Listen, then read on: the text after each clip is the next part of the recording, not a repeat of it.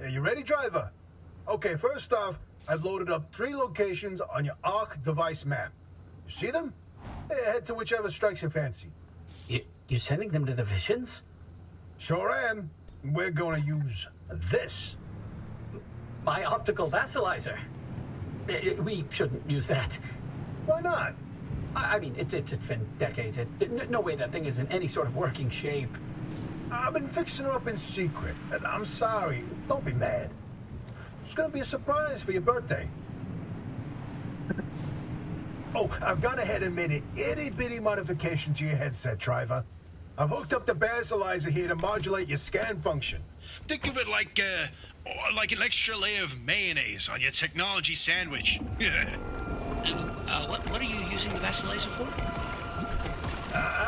No spoilers. We have to tell the story from the beginning. Driver, get ready to feast your eyes on the Visions.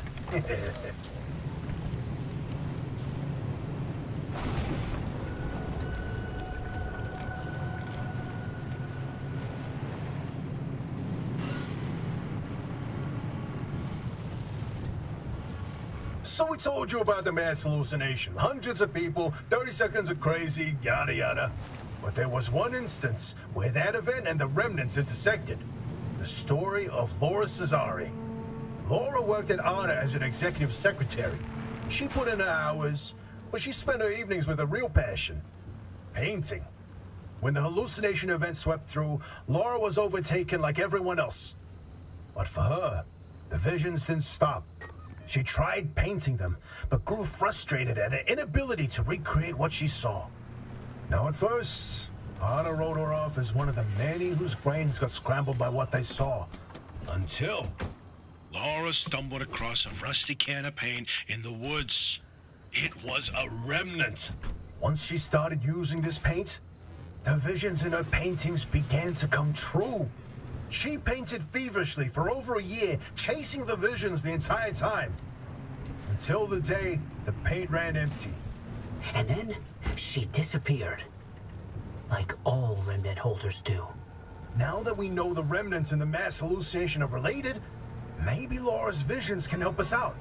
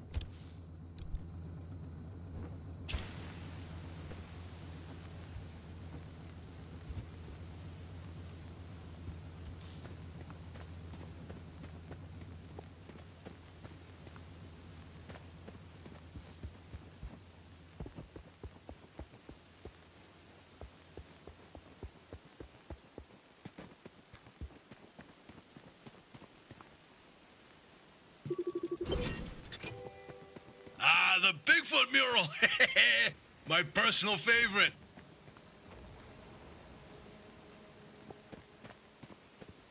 Hey, is it just me, or did this mural look different before? Probably the instability messing with the paint over time. It's been decades, after all. No, something's definitely off. Hey, where's our old notes from when we took a field trip out that way? Driver, why don't you go ahead to the next one while we investigate this? This is where your theory comes in, Francis. You tell him. Oh, look at me babbling away. Francis, you explain it. It's so good. No, it's just... I'd rather not. Hey, come on, we talked about this. You should be proud of your work. Toot your own horn. Not this time. Okay, well, Francis's theory, his entire branch of research was that the zone exhibits a property seen nowhere else on Earth. Every phenomena that occurs here leaves its fingerprint forever on the physical space. So he created this device to pick up on these sub-physical after effects. How did you explain it? It was like identifying a whale's favorite color using only the wake it leaves behind. The rest was science mumbo-jumbo. It's a form of electromagnetic imprint. Anyway, it was a long time ago. And what a better time than now to try it again.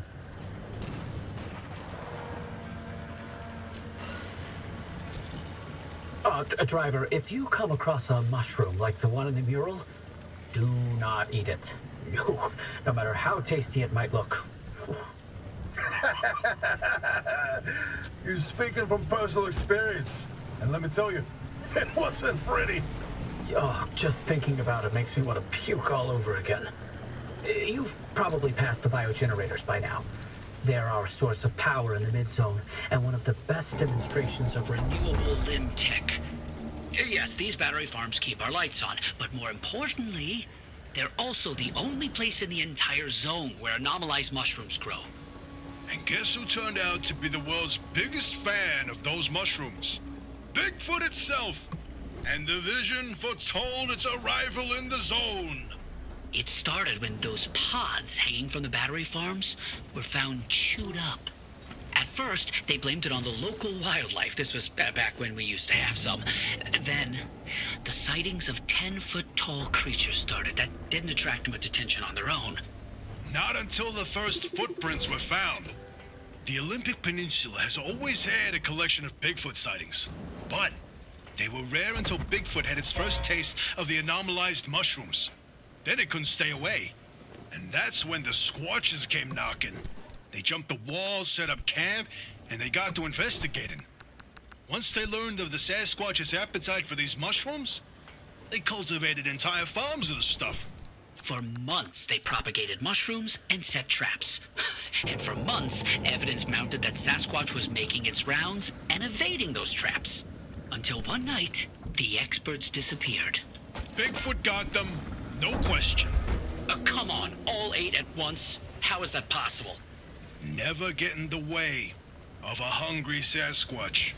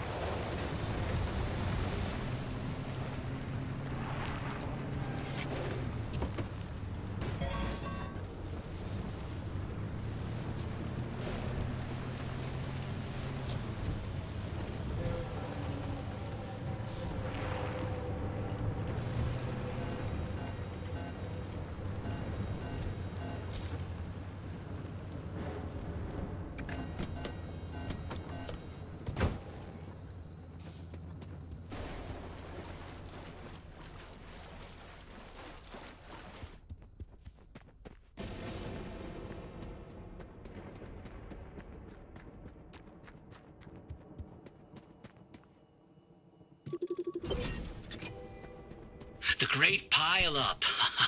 You know, if you catch the mural at the right angle, when the moon is right overhead, you can spot the helmsman's body in one of the boats. No chance. It's a paint smudge. Nothing more. Believe me, it's true. I've seen it.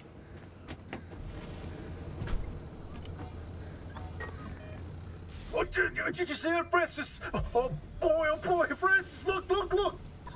Look here, it's different from our sketch when we visited in '82.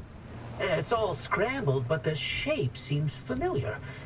If you tilt your head, doesn't that kind of look like Mount Olympus? Oh, Francis, you flippin' genius! It absolutely is!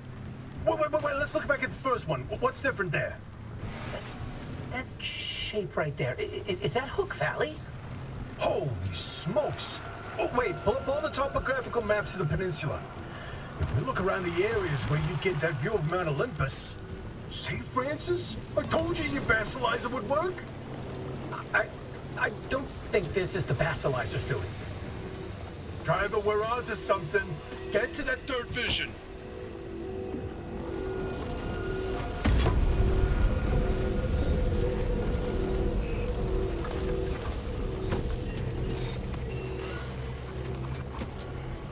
No, I'm telling you, the helmsman never made it out of the zone. He died here. Not this again. I still don't know why you're so convinced he existed in the first place. Driver, back me up here. This is how the story goes. It was the winter of '72. A ship set sail down the Columbia River 100 miles east of here. The helmsman was overcome by bad weather, and while in a particularly foggy patch, the boat hit something, and the impact threw him from the deck. When he woke up, he was on a boat on this very lake, smack in the middle of the zone, with no idea how he got there. He had with him a ridiculous amount of cash and paid anyone and everyone to get him out of the zone. But no matter how he tried to leave, on foot, in a transport, he would always head into a fog and reemerge on another boat. At last count, the Great Pile Up was 20 boats high and 30 boats wide. A limb duplication glitch, nothing more. And you, of all people, blaming Lim Tech instead of a good old-fashioned mystery? It doesn't add up. Artist's favorite pastime was carting people out of the zone. How could someone actually fail to escape? And a mysterious man with a backpack full of cash, and the one place he can't spend it. Seems awfully fishy to me. So about that last vision.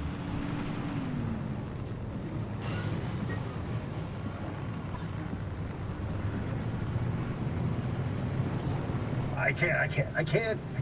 Yeah, I can't even look at it. Francis, you explain it. And maybe you've already seen them, driver. A freestanding bright blue door in its frame, out in the wilderness with nothing around it. If you do see one, don't get anywhere close to it. I don't want to talk about it. He was pretty close to a doorway when it opened. It's called the inverting doorway. When the door is shut, it's safe. Once in a while.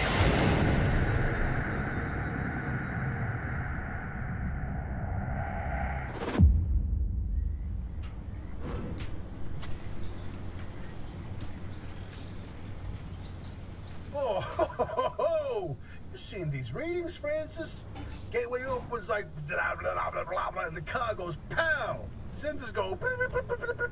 The Schillersphere, oh, it's my favorite part.